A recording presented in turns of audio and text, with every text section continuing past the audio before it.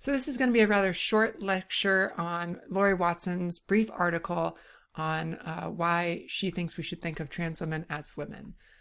So she says that, we should think of this as an open letter, really. Lori Watson used to actually be at USD. She just left this year. The year I'm recording this is 2020. But she was formerly a part of the San Diego community. So right off the bat, we should probably start from trying to understand another person's reality to try to get an understanding of the phenomenology or the way that they experience their own existence, the particular way that they experience it. That's a good starting point, she thinks, for thinking about why trans women are women. And that's one of the things that she thinks convinced her of this fact. So Watson is generally also commonly seen as a man, to the point that she thinks it's surprising if she is seen as a woman. And she thinks that this gives her a particular insight into just what it is that trans people experience and the kind of struggle that is involved there. Note that she does not identify as a man. She is a woman. She's a cis woman. And that's how she identifies, even though she presents rather masculine. So she also discusses just how this has affected or influenced the way that she goes about her life. So following up on that thought, living in the world as it is, I have to fight for recognition as a woman on a daily basis. My choices are to correct people when they call me sir, or assume that I'm a man, or let it go, which often means functioning socially as a man. Let me paint a brief picture of what this looks like. Doing something as basic as going to the bathroom, anywhere that is public, is a nightmare. Few places have unisex bathrooms, so here are my choices. Go into the women's bathroom and face public shouting, alarm, ridicule, and confrontation. Or go into the men's bathroom, look down at the floor, walk quickly into a stall, and hope no one pays any attention to me, but face the serious fear that they might. Mostly, I choose the men's. However, at work, I can't make that choice. I can't imagine running into my male colleagues who know I'm a woman. So it's the women's. But not everyone in the bathroom at a given time knows me or knows that I work there or knows that I am a woman. I have to time my bathroom breaks for when I think no one is in there or likely to be in there. I haven't always succeeded. So one day, while using the women's restroom on the same hallway as my office, the custodian confronted me. She was entering the bathroom to clean it. I was washing my hands. She opened the door and held it open. 3 other women were attempting to enter the bathroom at the same time. She said, "What are you doing?" I replied, "Washing my hands." She said, "No, what are you doing in here?" I was frozen. By now, several of my colleagues and unknown students were standing in the hallway observing the commotion, and all this was happening within earshot of the department office. The door to the bathroom was still being held open. She rephrased the question. "What are you doing in the women's bathroom?" I said, "I'm a woman." She just stared at me with complete confusion. I walked out. There was laughter. I didn't look back to see who or how many were laughing. Under the circumstances, I can understand why this woman was alarmed and confused. She sincerely believed I was a man in the women's bathroom. Although it sure would be nice if she and others like her would grant that people like me know which bathroom we are in and have a good reason for being there. My saying the words, "I am a woman," never occurred to her, and she could barely process them in the moment. Now, imagine confronting this every single day, in dozens and dozens of ways and in interactions, noting that many of you reading this won't have to imagine it at all.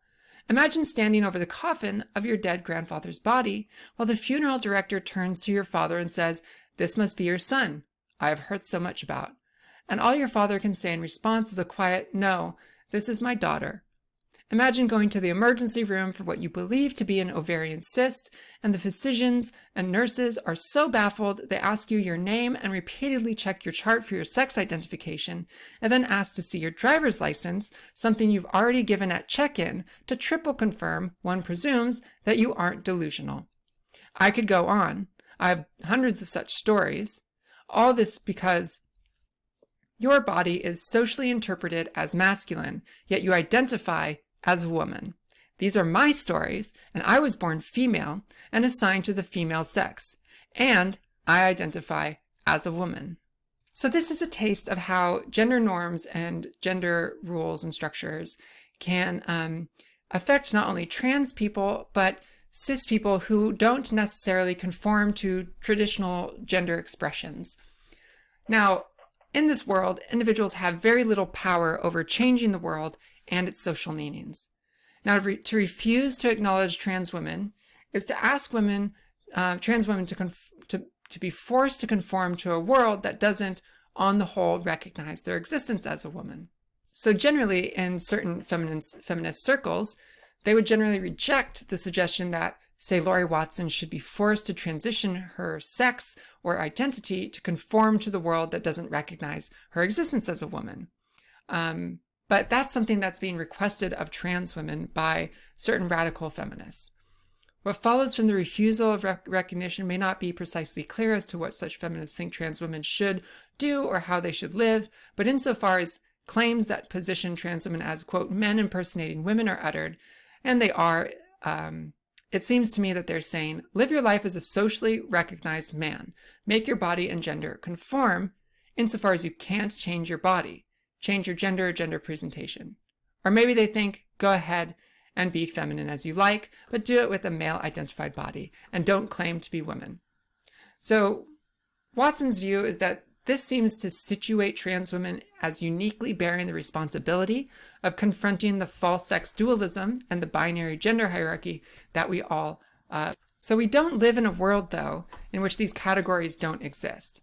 So why should trans women bear a special burden in getting us closer to the one in which they don't? And you can hear or think of the echo of Sally Haslinger's view here, where she suggests, hey, we should have a world where there is no woman. There's no such thing as that. Now, some people might say to trans women, why are you reinforcing certain gender norms or gender roles? Why are you taking those up? Shouldn't you be advocating for an end to gender altogether? And that seems particularly burdensome for an already marginalized group. Most cis women, in fact, many radical feminists that might be carrying this line, most of them live in the gender that is socially recognized as woman, and they fulfill a lot of those gender roles. Now, shouldn't then those same women bear the same burden, according to the trans exclusionary radical feminist view? That's at least Watson's challenge here. Now, some people challenge the idea that trans women are women on the basis of their socialization. So the idea of the trans exclusionist says something like, trans women were not socialized to womanhood since birth, so they aren't women.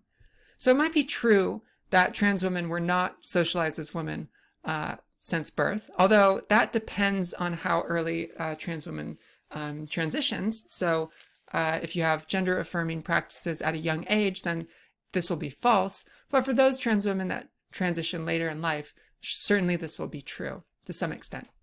But this can only show that trans women are just not like women who have been socialized to womanhood since birth. It doesn't show that trans women are not women. It's just that trans women might be different kinds of women. And Watson actually thinks that the right question is not, quote, how do trans women stand in relation to cis women, but rather, how do trans women stand in relation to men, to the forms of male power that function to subordinate women on the basis of sex? And we can see that trans women are subordinated on the basis of sex. On 250, she says, trans women are routinely denied employment on the basis of their sex. They're denied health care on the basis of their sex. They're forced into prostitution for survival on the basis of their sex. They're denied access to housing on the basis of their sex. They're violently attacked and all too frequently murdered on the basis of their sex. Much of this occurs because they are not seen to fit adequately the sex role stereotypes of either femininity or masculinity. If subordination on the basis of one's sex is central to the social and political meaning of woman, and it is, then what can possibly be the response to denying that trans women are precisely in this position? Is it that they're born with a penis and cis women aren't? Then Watson notes, look, I thought we were past biological essentialism. That's at least something that we've established since Simone de Beauvoir. So much for that. Now, there might be two requirements that these radical feminists have in mind. So there are women assigned female at birth, so you need that criterion. Presumably trans women fail to have that. And then you also need to present or your identification as, or you have to have a present identification as a woman. So trans women lack the first criterion, but trans men lack the second. Yes, yet most trans exclusionary radical feminists do not categorize trans men as men, but rather as women or female-bodied persons. And Watson wants to say, look, there's just some clearly some essentialism going on here, that you're being, your destiny is decided by your kind of biology, or at least the biology that was assigned at birth. So there's another argument against including trans women as women, and that's the male privilege argument. So there's this idea that trans women were raised as men, so they have experienced male privilege, and the psychology that's constructed upon this really can't be undone.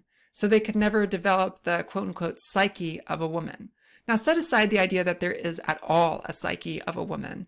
Watson's skeptical. But these are largely empirical claims, and there certainly needs to be some evidence to this effect. If you want to claim something like this, you should probably provide evidence. And just pointing out to some trans women being jerks or being rude does not show that enough, she suggests, because plenty of people are rude, and it's not necessarily tied to one's gender. We'll need something more robust than that. And more deeply, we need to know whether there is plausibility to the idea that once one has always experienced male privilege, they will continue to.